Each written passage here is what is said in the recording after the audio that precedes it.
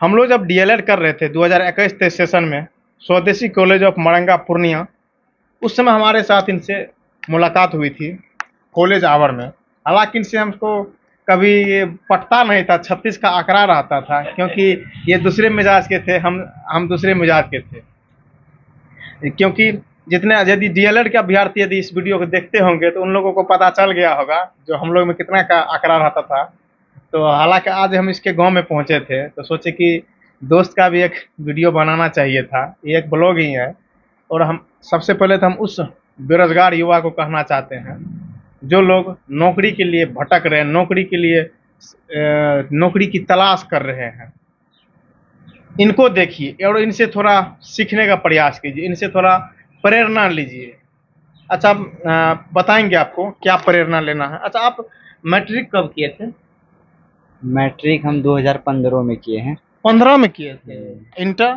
Inter 2017। हाँ। उसके बाद 17 से फिर ग्रेजुएशन किए, 2021 में फाइनल हो गया। हाँ। उसके बाद फिर 20 में फाइनल हुआ ग्रेजुएशन। हाँ। फिर 21-23 डीएलएड किए हम लोग। वो भी अब हम लोग एक ही बेच में थे ना।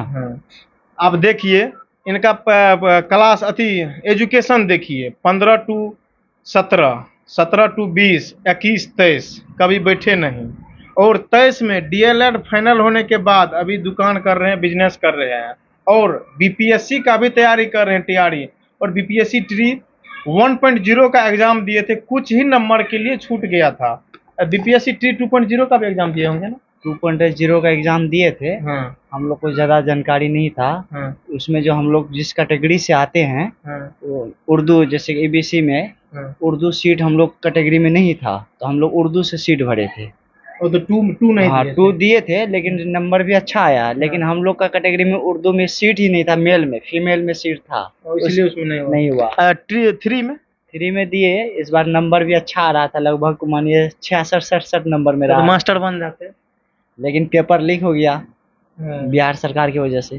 ट्री 1.0 में कितना नंबर आया था? मेरा उसमें 41 नंबर आया था। 41? और उसमें बहाली हुआ था 47 नंबर से। मतलब कुछ ही नंबर के लिए छूटा था। उसमें हम ज़्यादा तैयारी नहीं किए थे और जल्दीबाजी में एग्जाम दे दिए थे, इसलिए।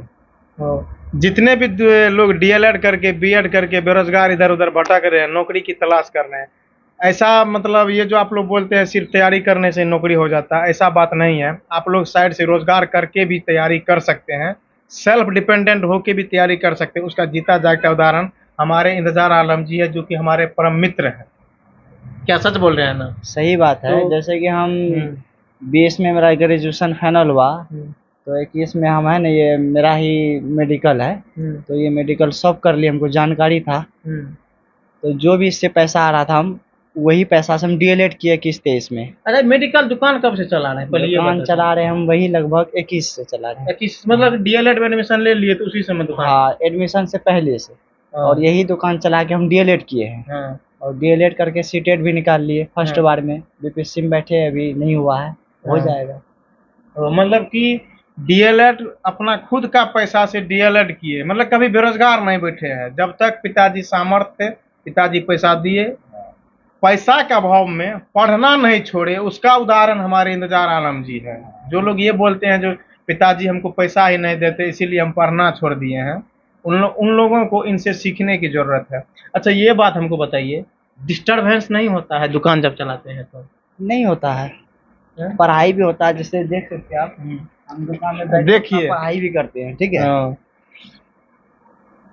आप देख सकते हैं, तैयारी भी करते हैं और दुकान भी चलाते हैं। लैपटॉप भी उधर रखे हुए हैं कोना में छुपा के। पढ़ाई करते हैं, ऑनलाइन क्लास करते हैं। ऑनलाइन क्लास करते हैं। किसका बैच लिए हैं? किस गुरुजी का बैच लिए? सचिन सर का। सचिन सर का? उसी का लिया। दुकानदारी कैसा चलता है? दुकानदारी चल जाता है अच्छा, पढ़ाई का पैसा निकल जाता है मेरा। मतलब इतना कमा लेते हैं जो सेल्फ डिपेंडेंट होकर सारा काम कर लेते हैं? खुद का पैसा से कर लेते हैं, फैमिली से नहीं लेते हैं पैसा। अभी फैमिली से पैसा लेना कब से छोड़ दिए?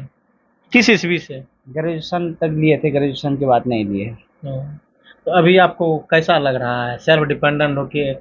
प्रेशर वाला जीवन तो नहीं जी रहे हैं?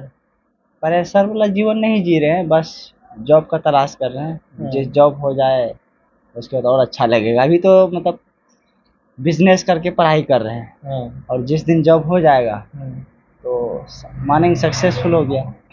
अच्छा, जॉब करने के बाद बंद हो जाएगा कि फिर से इसको भी थोड़ा? नहीं नहीं, जब जॉब हो जाएगा तो आजकल जानते ही हैं ना टीचर में क्या है, सुबह 10 बजे शाम 4 बजे तक, तो इधर पढ़ाना पड़ेगा ना, तो दुकान छोड़ना पड़ेगा। फिर दुकान अब दे देंगे गार्जियन को मेरा, और तब तक आप चला रहे हैं? तब तक चलाएंगे।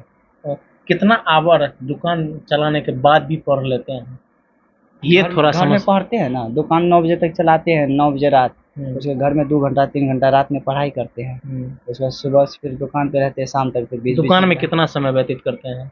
दुकान पे व्यतीत, पढ़ाई में न, दुकान में समय कितना व्यतीत करते हैं, पढ़ाई में समय कितना व्यतीत करते हैं? दुकान में तो सुबह 8 बजे आते हैं, हाँ, फिर 12 बजे चले जाते हैं घर लंच करने के लिए, हाँ। फिर 3 बजे आते हैं, तो 3 बजे से 9 बजे रात तक रहते हैं। उसी बीच में हम पढ़ाई भी, जब मतलब कोई पेशेंट आ गया तो उसको दवाई देते हैं, अगर दवाई पेशेंट नहीं है तो वो खाली टाइम में हम अपना पढ़ाई करते हैं। कितना आवर मतलब दुकान के अलावा कितना आवर पढ़ते हैं? ये तो दुकान वाली बात होगी, जब ग्राहक आता है तो आप नहीं पढ़ते, ग्राहक नहीं रहता तो खाली समय में पढ़ते हैं, लेकिन जब दुकान शटर बंद रहता है तो 8 बजे से पहले पढ़ते हैं कि फिर घर का भी काम को देखना पड़ता है कि सिर्फ 2 ही काम होता है? नहीं, घर का भी काम, घर में पहली बात हम लोग गांव में रहते हैं, और गांव में घर का काम देखना पड़ता है, बहुत चीज़ का ज़रूरत होता है जो लाना पड़ता है, कोई सब्जी लाने के लिए जाना पड़ा, या कोई मेहमान आ गया, या बहुत चीज़ गांव में रहने के लिए घर का भी काम देखते हैं, पढ़ाई भी देखते हैं, हाँ। बिजनेस भी करते हैं। हाँ, अच्छा, मेडिकल खोले हैं, मेडिकल लाइन का तो कुछ तो जानकारी होगा? जानकारी है तभी तो खोले हैं।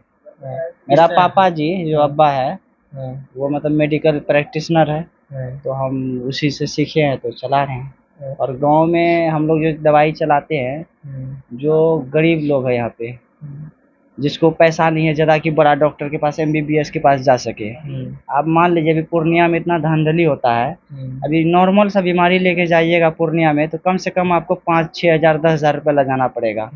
और यहाँ पे जो गांव क्षेत्र में इतना ज़्यादा गरीब है जिसको कि यहाँ 500 रुपये नहीं है कि वो पूर्णिया जाएगा, भाई डेली कमाता है 300 रुपये लाता है, उसमें खाना पीना है, पूरा फैमिली का पोषण है, कपड़ा लत्ता है, वो कहाँ से जा पाएगा। तो वो लोग के लिए हम लोग खोले हैं मेडिकल, कि मान लीजिए अगर उसको कोई नॉर्मल बीमारी है वो यहीं दवाई लेके सही हो जाए। अगर बड़ा बीमारी रहता है, कुछ एक बार में 2 बार में नहीं होता है, 1 बार 2 बार दवाई दिए नहीं हुआ, तो उसको हम लोग खुद बोलते हैं कि आप आगे चले जाइए। अच्छा, कभी ऐसा भी हुआ है जो इस प्रकार का पेशेंट आ गया है जिसका आप दवाई देने में असक्षम है, वो दवाई आपको समझ में नहीं आ रहा है, थोड़ा सीरियस पेशेंट है, या वो एक्सीडेंटल पेशेंट हो या कोई सीरियस बीमारी वाला पेशेंट हो, उस समय आप क्या करते हैं? थोड़ा आपका अभी उस लेवल का आप डॉक्टर नहीं बने हैं, मतलब प्रैक्टिशनर नहीं है।